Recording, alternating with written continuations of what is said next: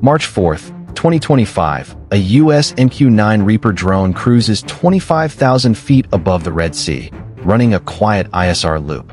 Its mission: track shipping routes, scan heat signatures, and off the record, keep an eye on Western Yemen. Standard stuff. But today wasn't standard. At 0842 local time, the Reaper onboard sensors detected something off. A heat plume, then another. 2 missile launches from somewhere near Al-Houthi. They're fast. Too fast. The Reaper deploys flares. Classic decoy move. No dice. 1 missile burns straight through, tracks the engine, and hits home. Boom. $30 million worth of American hardware spirals into the water in a flaming arc. Minutes later, the Houthi rebels post grainy video footage showing flaming wreckage and charred wings. They claim responsibility. Loud, proud, triumphant. Meanwhile, back in Washington, radio silence. The Pentagon refuses to confirm anything. Reporters get a standard line: "We're aware of the situation." But out at sea, the real conversation had already started. Because while the Houthis were busy celebrating online, US commanders were watching something else. The live feed the Reaper had sent back before it went dark. Coordinates, thermal data, radar echoes, enough for a playbook. And the moment that drone hit the water, a decision was already made. This wouldn't end with a crash. It would start with one. The drone was hit, but the US wasn't blind because the Reaper wasn't flying solo that day. Roughly 40 nautical miles northeast, an F-16 from the 421st Fighter Squadron was flying top cover. High-altitude combat loadout running Overwatch on the patrol zone. Nearby, a second MQ-9 loitered further offshore, sweeping for radar emissions. The moment the first Reaper went down, both aircraft caught the heat signature. Missile trail, smoke bloom, then radio chatter. Reaper 2 is down. Confirmed impact. From the sky, they could already see the crash point just off the Yemen coastline. But that wasn't the part that made the commander sit up. It was what came next. The Reaper's final transmission didn't just say "we've been hit." It sent back a full telemetry package, coordinates of the launch, radar spikes from a nearby battery, and what analysts would later confirm as SA-6 or SC-80 class missile emissions. That one final moment, it was gold. While the Houthi video went viral inside CENTCOM, screens were lighting up. The drone's kill confirmed more than just an attack. It revealed a precise launch point. And it wasn't random. That spot had been quiet for weeks. Today, it roared to life just long enough to fire, and then tried to vanish. Didn't matter. The USS Eisenhower had already flagged the telemetry and pushed it to a satellite relay. By the time the drone hit the ocean, the Navy had eyes on where the fire came from and what was standing nearby. Because now it wasn't about surveillance anymore. It was about payback. When a US drone goes down, people notice. When it transmits targeting data as it's dying, people move. Less than 20 minutes after the impact, the USS Dwight D, Eisenhower's Combat Information Center, had locked in on the coordinates. Heat signatures, radar pings, and telemetry timestamps were synced with satellite surveillance. The launch site was no longer a ghost. It was a red dot glowing on every screen. In a secure conference room 3 decks down, operations officers stood around a digital map. The captain didn't need to raise his voice. "Package Bravo, prep it." Now, that phrase alone flipped the carrier from passive to predatory. Package Bravo isn't routine. It's not some flyby warning shot. It's a full multi-phase retaliatory strike. Privet, standing by, just waiting for a reason. Well, the Houthis had just given them one. By the 40-minute mark, carrier deck crews were already wheeling out jams and harm missiles. Pilots were being pulled from bunks and briefed. Nobody needed convincing. They'd seen the feed. They watched the Reaper die in real time. One officer later said, "Wasn't just a drone. It was a message to us." So we wrote one back. Final coordinates were loaded into strike packages. Intel confirmed the site was still hot. No signs it had been fully evacuated. If they moved fast, they hit more than just dirt. Meanwhile, on a nearby Arleigh Burke-class destroyer, VLS cells unlocked. Tomahawk missiles were loaded and armed. Overhead, an E-2D Hawkeye circled into position to guide the incoming wave. And somewhere behind the clouds, Growlers were already jamming Houthi comms, muddying the water. No press releases, no leaks, just metal, fuel, and intent. Because this wasn't going to be a political response. This was going to be mechanical, surgical, and loud.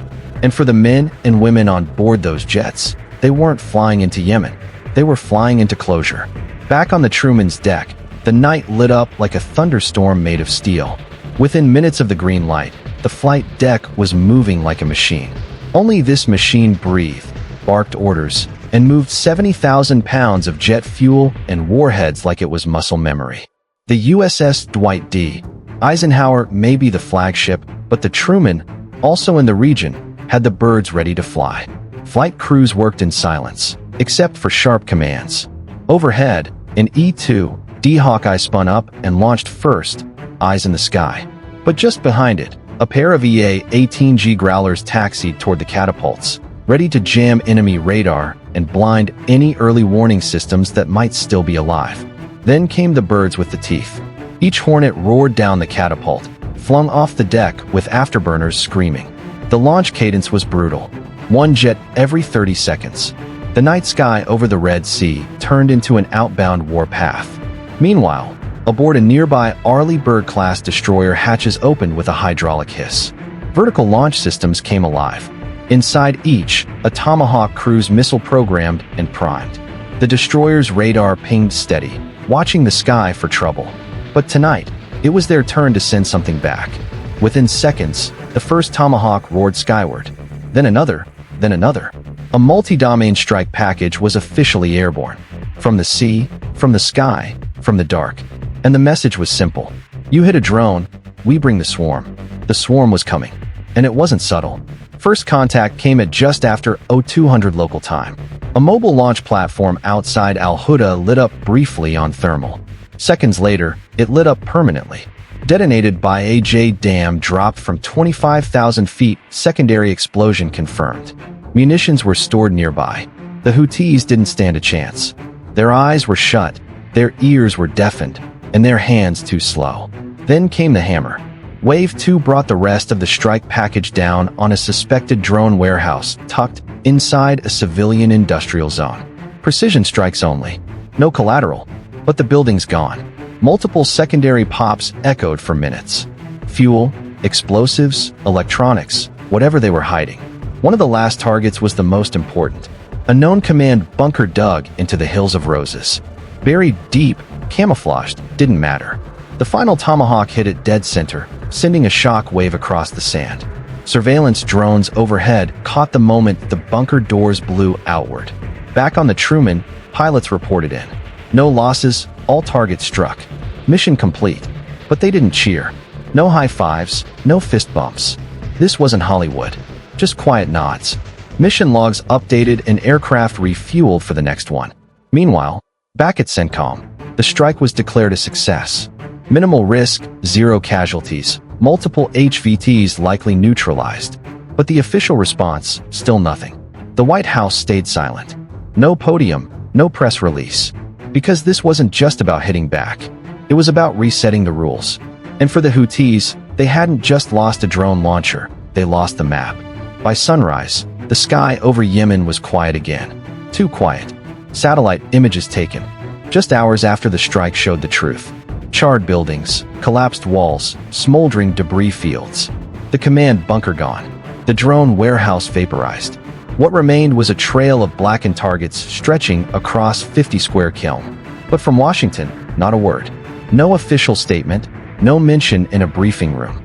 Reporters asked, officials deflected. We continue to monitor regional security developments.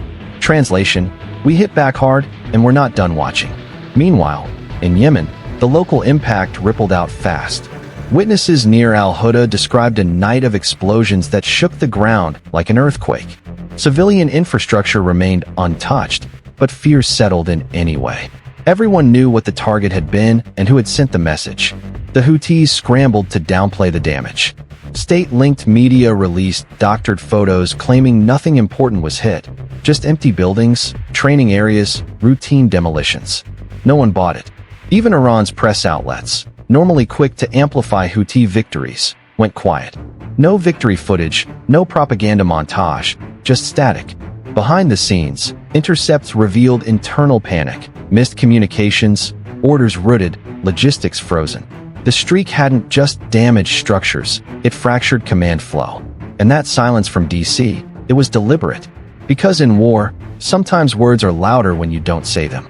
Letting the images do the talking. Letting the enemy guess if you're done or just getting started. But one thing was clear.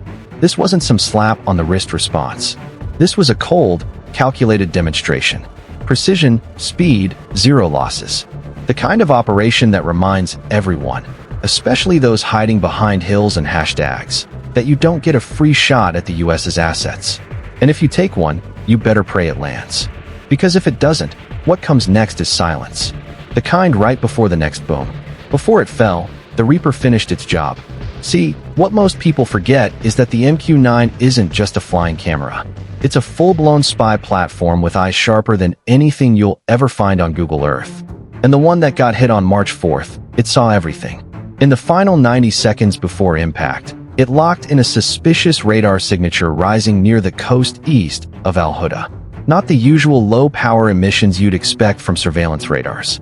No, this one was high-frequency, short burst, classic for a SAM unit prepping to launch. The Reaper zoomed, pinged, and transmitted live.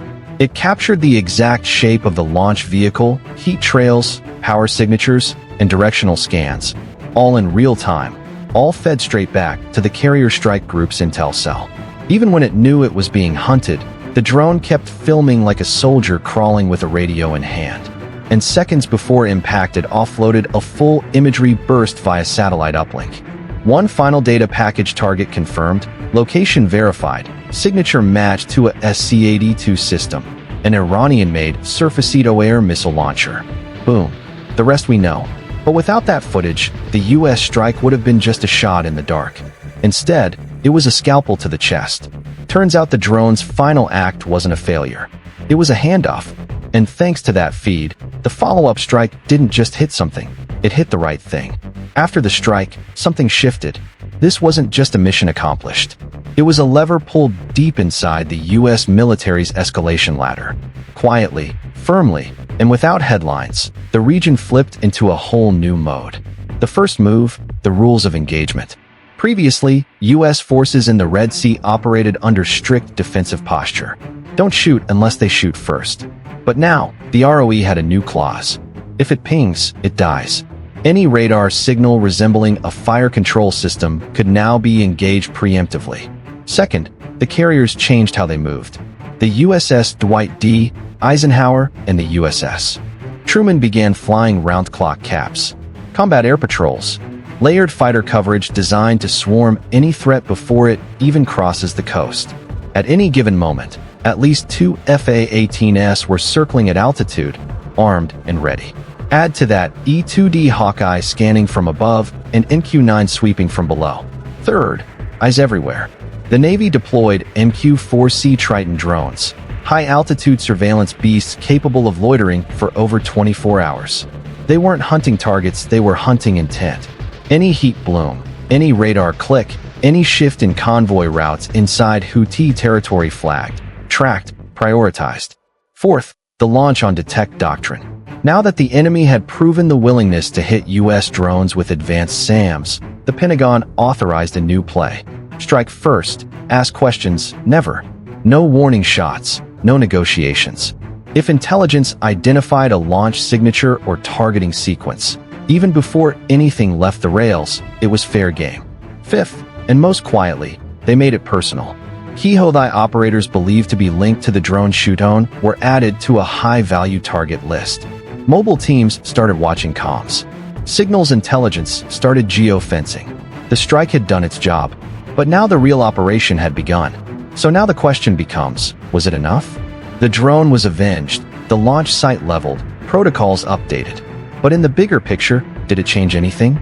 The Red Sea is still a war zone. Shipping routes are still threatened. And the Houthis, they're bruised, but not buried. What's changed is posture. The US is no longer reacting. It's hunting. The Eisenhower and Truman strike groups are now part of a larger chessboard. Not just defending sea lanes, but defining them. Every drone strike going forward gets watched. Every launch site gets mapped. Every false radar ping might get answered with steel. But this raises a bigger question, and it's for you, the viewer. If you were in command that night, would you have stopped after one strike, or would you have doubled down to erase the entire network? Let us know in the comments. Be honest. Be bold. There's no wrong take, just strategy. Because these aren't just military decisions anymore. They're political, economic, global. Every container ship passing through the Bab el-Mandeb Strait now sails under the shadow of one drone and the promise of 50 missiles in reply. What happens next? That depends on who blinks first.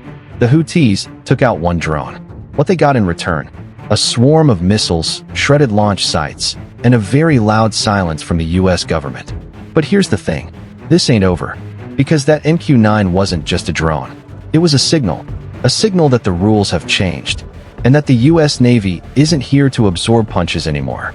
It's here to end threats before they begin. The Red Sea is now more than just a hot spot. It's a live test zone for modern warfare. ISR drones, smart munitions, electronic jamming, counterstrike doctrine. And the next engagement, it's probably already loading on a carrier deck right now because every Houthi radar that blinks could be its last. Every drone launch might be the start of a 24-hour bombing cycle, and the next shot they fire might not miss. So, here's your final question. Do you think that the US should keep responding strike for strike, or is it time to escalate and shut it all down? Let us know in the comments. We read everyone. And if you found this breakdown intense, eye-opening, or just flat-out wild, smash that like button, subscribe to the channel, and tap that bell so you never miss what comes next. Thanks for watching. Stay sharp, stay safe,